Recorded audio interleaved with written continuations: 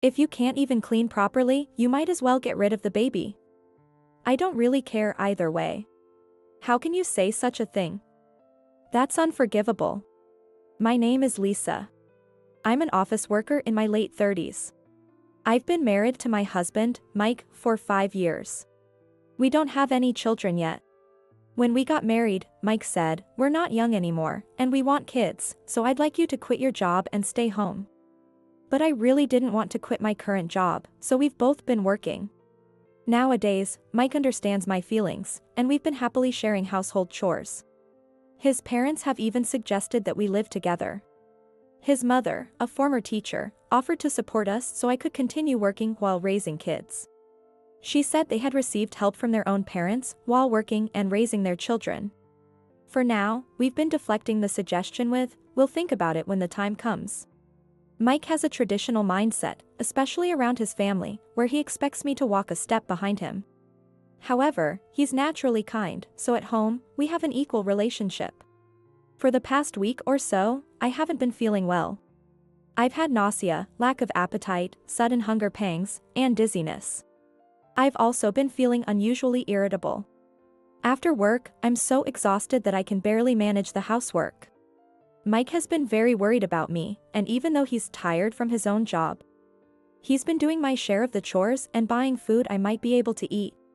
Still, as my condition persisted, Mike insisted, "You should see a doctor.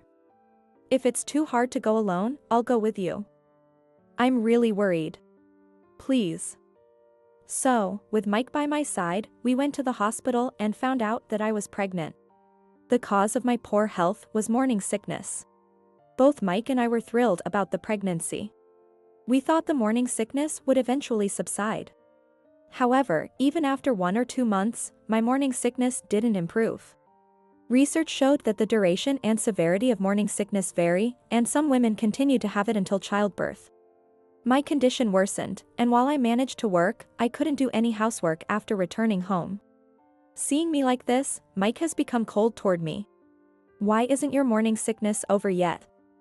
It's not even a real illness, right? Or are you just pretending to slack off on chores? I don't know why it's like this either. How can you say something so cruel? It's not fair." Mom said she didn't have morning sickness, and she thinks it's strange for it to last this long. Even my coworkers said theirs went away quickly. And they did their housework. You're just being lazy. If you had more willpower, you wouldn't feel sick. You're just not trying hard enough. Comparing me to his mother and others, accusing me of being lazy, Mike's words cut deep, but I didn't have the energy to fight back. I somehow managed to finish work and get home, but every day I was so exhausted, and yet I still had to do the housework. Even tasks that would normally be quick to complete took a long time because I often felt dizzy and sometimes had to run to the bathroom to throw up. Mike would finish his share of the chores, then lie on the couch watching TV, laughing while I struggled. Even when I asked for a little help, he refused, saying, "At least take responsibility for your own tasks. Morning sickness isn't an illness. If you try harder, you'll manage. If you can't handle this, how will you ever take care of a child?" One day, Mike fell asleep on the couch, and his phone slipped from his hand. Picking it up, I saw a message that read, "Has Lisa's slacking off habit improved?" Fury surged through me. Using his fingerprint, I unlocked his phone and checked his emails, finding many from his mother. Morning sickness is just an excuse to slack off. You need to put your foot down from the start. I see. Got it, Mom. I never had any morning sickness. It's all about mental strength. Lisa is just not trying hard enough. It's all in her head. She probably isn't focusing on her job either. I see. I'll tell Lisa. Raising a child is 100 times harder than morning sickness. If she's struggling now, it'll be a nightmare when the baby comes. That's really concerning. Plus, Lisa isn't young anymore. Can she even have a healthy baby? Maybe you should consider remarrying someone younger. That way, you won't have to deal with her morning sickness, and you'll have a healthier child. That makes sense. But I don't know anyone suitable. If you want, I can introduce you to someone.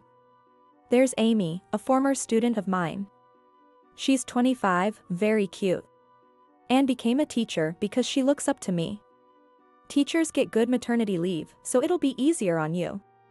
I'm sure she'd agree to live with us if I suggested it. That sounds great. Maybe you should introduce us. It turned out that Mike had arranged to have dinner with his mother and Amy. They regularly exchanged messages bad-mouthing me. I secretly checked Mike's phone whenever I had the chance, photographing and saving all the emails. I was initially stunned, but it started to make sense why Mike had become so cold.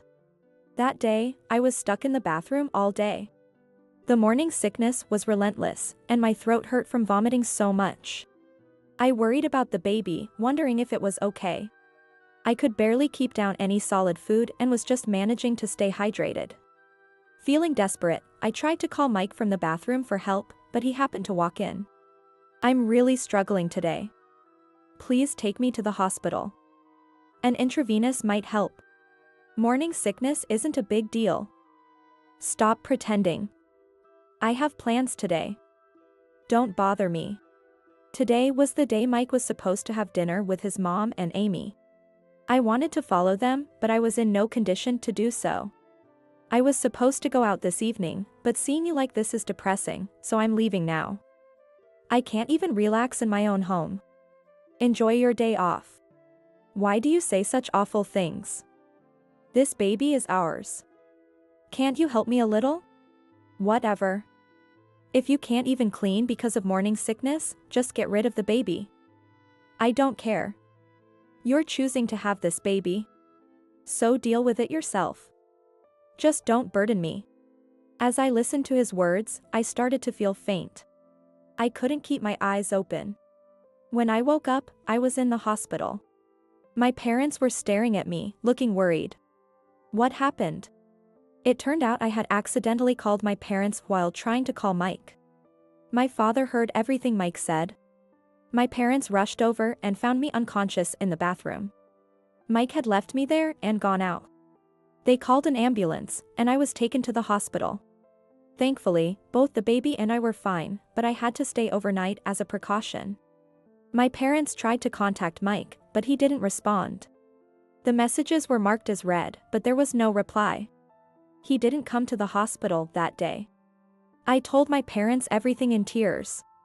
I showed them all the photos of Mike's messages. My father thought quietly for a moment, then said, "We need to talk to Mike and his parents." The next morning, as I was being discharged, Mike finally showed up.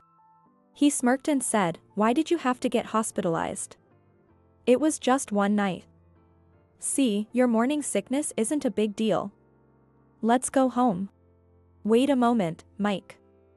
The doctor said she needs to take a break from work. I've already informed Lisa's employer. Wow, now you're taking time off work too. Nice. Morning sickness seems great.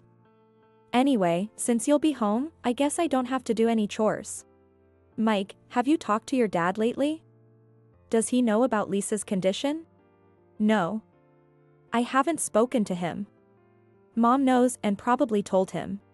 Given Lisa's situation and your attitude, I can't let her go back with you. Lisa will stay with us for now. That's unacceptable. Don't spoil Lisa. I'm sorry, but we need to apologize to your parents as well. We'd like to visit your home when your father is present. By the way, what happened last night? We called multiple times. Were you busy with work? Mike might have noticed that my mother's eyes were not smiling. With a strained face, he said, "I understand. I'll arrange it." Yes, I was busy with work last night. I've been swamped lately.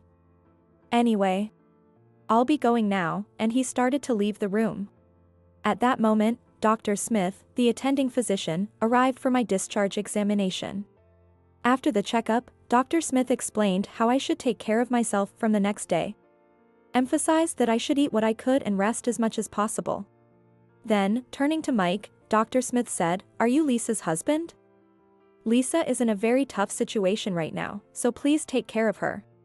Try to handle as much of the housework as you can so she can rest."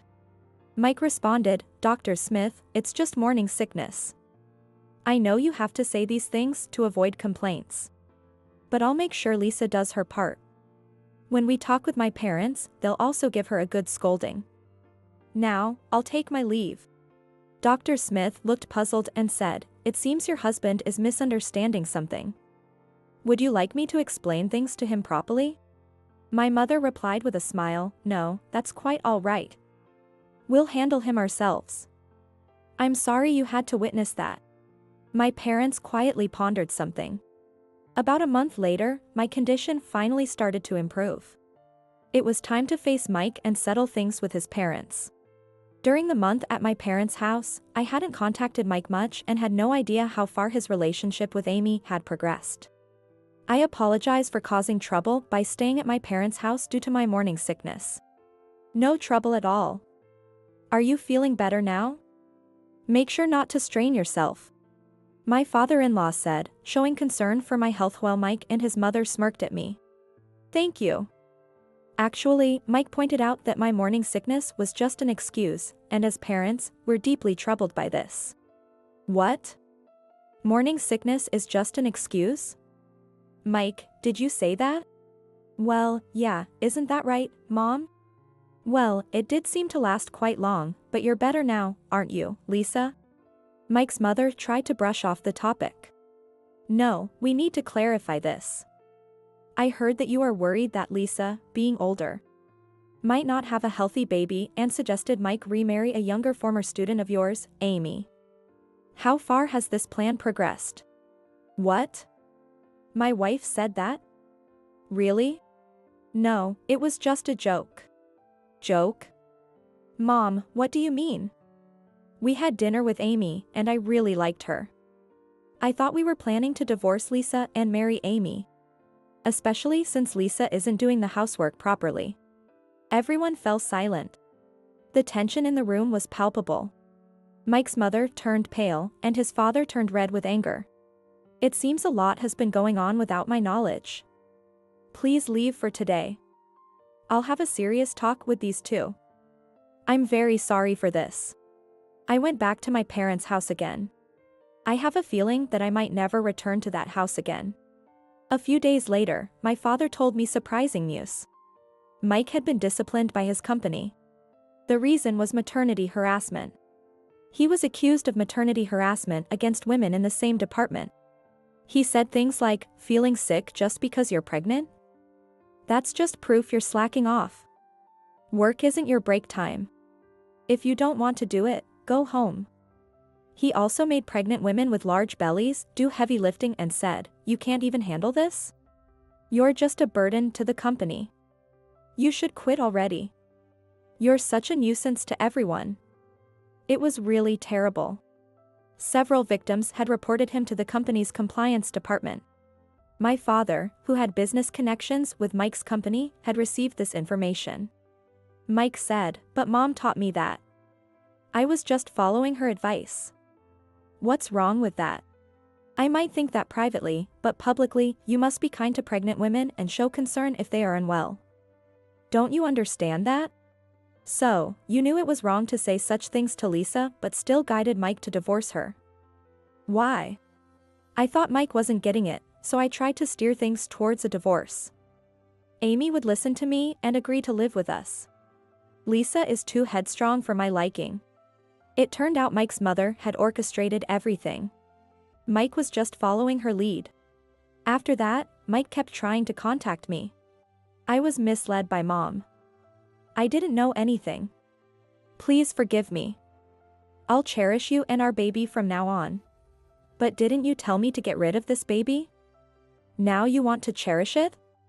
It's too late. I'll give you a divorce so you can be happy with Amy. We had this conversation repeatedly. The words, "get rid of the baby," that Mike had said as I was losing consciousness deeply wounded me. This is the one thing I can't forgive. On the other hand, Amy didn't even know Mike was married, and she only had dinner with him because my mother-in-law invited her. She wasn't really keen on it but felt it would cause trouble at work if she refused.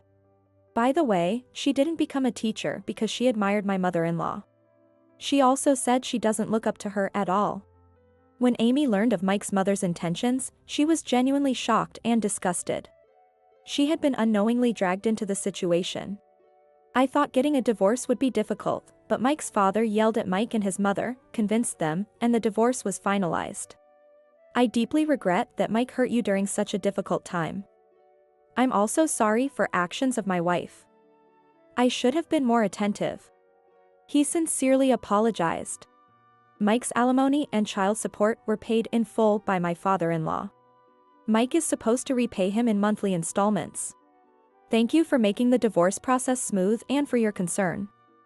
Please visit when the baby is born. I'd love to, but I need to keep a close watch on Mike and my wife. If they find out I'm secretly meeting you, they might act out. I don't want to put you or the baby in any more danger. Mike resigned from his job after being disciplined. It seems he felt uncomfortable staying at the company. After that, he changed jobs but couldn't stick with any, and he's been hopping from job to job since. He now lives with his parents, under his father's watchful eye, feeling very constrained. His mother faced widespread gossip at work about the incident with Amy and became an outcast. In the teaching profession, there's a lot of turnover with teachers transferring to different schools every 3 to 8 years, making it easy for rumors to spread widely. Even without the gossip, she had already been considered problematic by her colleagues. Learning that Amy didn't admire her and actually disliked her was a huge shock. She's now much quieter at work. After I safely gave birth to a baby girl, as expected, he said, "Please let me see my daughter. I'm paying child support, so I have the right." I responded formally, child support payments and visitation rights are legally separate obligations. During the divorce, it was agreed that you would pay child support but not have visitation. Therefore, visitation is not allowed. After that, I didn't hear from him again. Still, I sometimes wonder if it's right to deprive my daughter of her father based on my feelings. After all, Mike was manipulated by his mother. When I shared my concerns with my mother, she said, "Mike is a kind person, but who is he kindest to?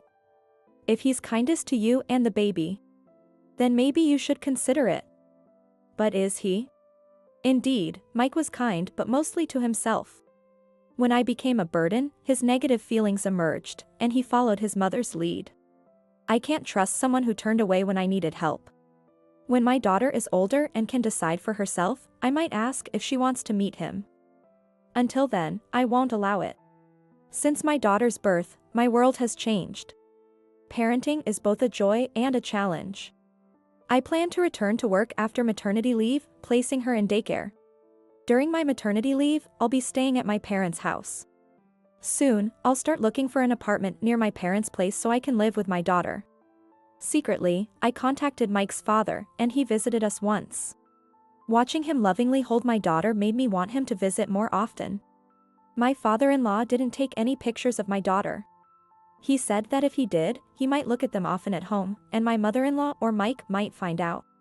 Instead, I took many photos of him with my daughter. I plan to make an album and gift it to him someday. I am fortunate to have my parents' support and a place to return to at work.